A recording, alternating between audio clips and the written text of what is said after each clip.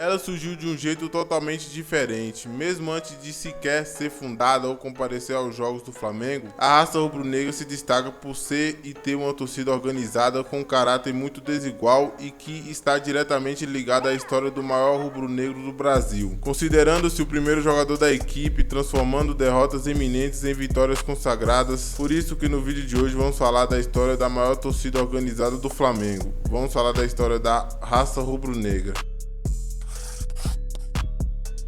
E aí pessoal, beleza? Meu nome é Jonatas Nogueira e você está no canal El Donta, um dos melhores canais de futebol da minha casa. E eu vou lhe convidar a se inscrever, ativar o sininho das notificações, conferir a página do canal que tem vários vídeos legais, deixar o like e um comentário falando para qual time você torce e o que você acha da raça rubro-negra, que foi fundada no dia 24 de abril de 1977 depois de um desentendimento na Flamor, causando assim o desligamento de uma galera muito importante, como por exemplo Cláudio, que seria o primeiro presidente da raça, aonde mesmo anteriormente de comparecer aos estádios já se mostrava muito diferenciada, no qual meses antes de ser fundada colocaram vários cartazes pelo Maracanã com a frase "Vem aí o maior movimento de torcidas do Brasil". Iam às rádios para divulgar a futura torcida, o que para mim é estar anos-luz em termos de marketing diante das outras torcidas, não só do Flamengo, mas sim do Brasil todo. Do nome ao jeito de agir nas arquibancadas, era pensado e utilizado o tão famoso hoje em dia marketing futebolístico, que na época eram poucas torcidas ou só exclusivo tal estratégia à raça rubro-negra. Seu nome, depois de muita discussão, foi sugerido por Cláudio, que queria escolher um nome que ia de encontro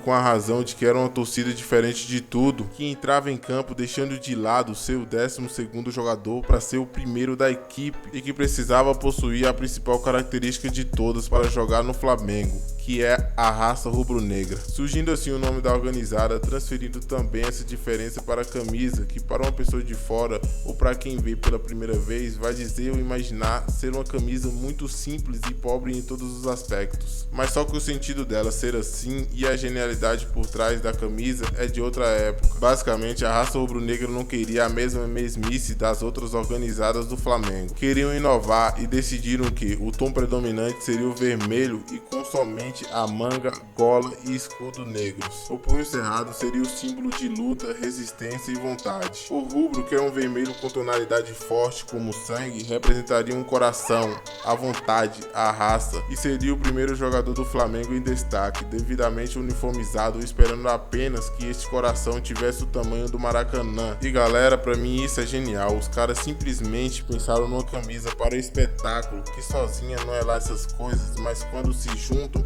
se superam, chamam a atenção, representam o que é definitivamente o clube de regatas do Flamengo, tendo como símbolo o punho cerrado, onde a ideia inicial seria duas mãos arrebentando uma corrente que dava alusão à liberdade, que era muito ligado ao movimento negro, mas alguns fundadores acreditavam que seria uma discriminação com as outras raças e que o punho cerrado saindo do mapa do Brasil surgiria como símbolo da torcida organizada por causa das grandes caravanas promovidas pela mesma. Para mim tudo isso ajuda a compor a identidade da torcida, onde o nome complementa a camisa, que a camisa complementa o símbolo e que o símbolo complementa a torcida, no qual isso tudo alavanca a torcida e principalmente a equipe, que no seu segundo ano mostra seu impacto na arquibancada diretamente em campo, que foi no ano de 1978 em que o Flamengo engata 3 títulos carioca um atrás do outro, aonde na mesma época surge um dos melhores Flamengos de todos os tempos, que é o Flamengo de Zico, saindo todo ano no mínimo um título, como o primeiro brasileiro, a primeira Libertadores e o primeiro Mundial de Clubes, e que para mim essas séries de fatores, todos eles quase coincidindo com o início da raça rubro-negra, que de fato era uma torcida que surgiu para ser diferente das demais rubro-negras e até dos outros times brasileiros, com nomes, símbolos, camisas e jeito de agir pensados em propagar e crescer a entidade. Tudo isso explica do porquê a raça é uma das maiores torcidas organizadas rubro-negra e do Brasil também, aonde literalmente empurrava o time. Um desses episódios foi a final do Brasileiro de 1980, Atlético Mineiro contra o Flamengo. Com o primeiro jogo no Mineirão, a raça conseguiu levar mais de 100 ônibus para Minas, e mais do que comprovou sua fidelidade e vontade de querer jogar com o time. Também mostrou mostrou fazer sua parte e confirmar ser o primeiro jogador, tanto no jogo de ida e ainda mais no jogo de volta no Maracanã com mais de 150 mil torcedores. Num jogo disputado onde o rubro-negro precisava ganhar se quisesse colocar a mão na taça e que até os 40 minutos do segundo tempo estava nas mãos do Atlético. O Galo não resistiu a um dos melhores times da história do Flamengo em meio ao Maracanã lotado com milhares de rubro-negros e, claro, a raça rubro-negro como um ultra up, que na época desde o início assistiram aos jogos em pé, coisa normal na época onde era mais comum assistir aos jogos sentados, e foi a raça rubro-negra que ajudou a mudar esse costume. Mesmo sendo oprimida, resistiu, provou ser uma torcida que queria inovar e jogar com o time, chegando depois de um tempo a ouvir o grito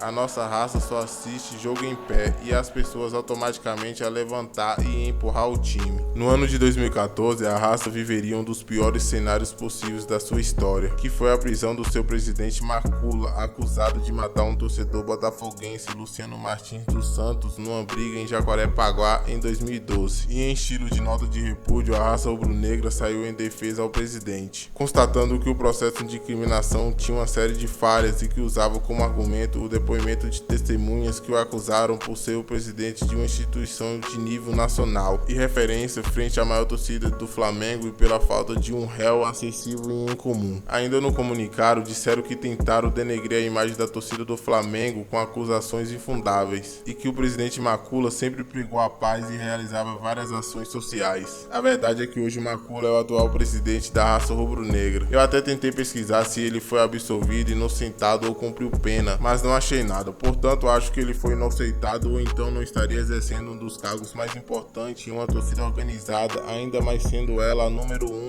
do clube com a maior torcida no mundo, que é o Flamengo. Hoje em dia, a raça rubro-negra vive em lua de mel com o Flamengo, se transformando junto com a equipe na maior potência do futebol sul-americano, encantando o Brasil e mirando o mundo do futebol em 2021. E se alcançar o seu desejo, pode ter certeza que vem aí o maior movimento de torcidas não só do Brasil e sim do mundo, que é mais do que um mísero 12º jogador, mas sim o primeiro jogador que entra em campo e tem a principal característica do Flamengo, que é a raça rubro-negra. Então, para mim, a organizada no Maracanã ou em qualquer outro lugar faz mais do que sua parte, onde está evidente que em qualquer lugar do Brasil tem vários torcedores, no qual apoia quando tem que apoiar e cobra na hora que tem que cobrar, aonde agrega muito mais o cenário de futebol do Flamengo. E veja o vídeo da emocionante história do Flamengo e o polêmico Campeonato Brasileiro de 1987, que é uma das maiores polêmicas do futebol brasileiro que vai aparecer nos cards aí agora. No mais é isso, valeu, é nóis e fui!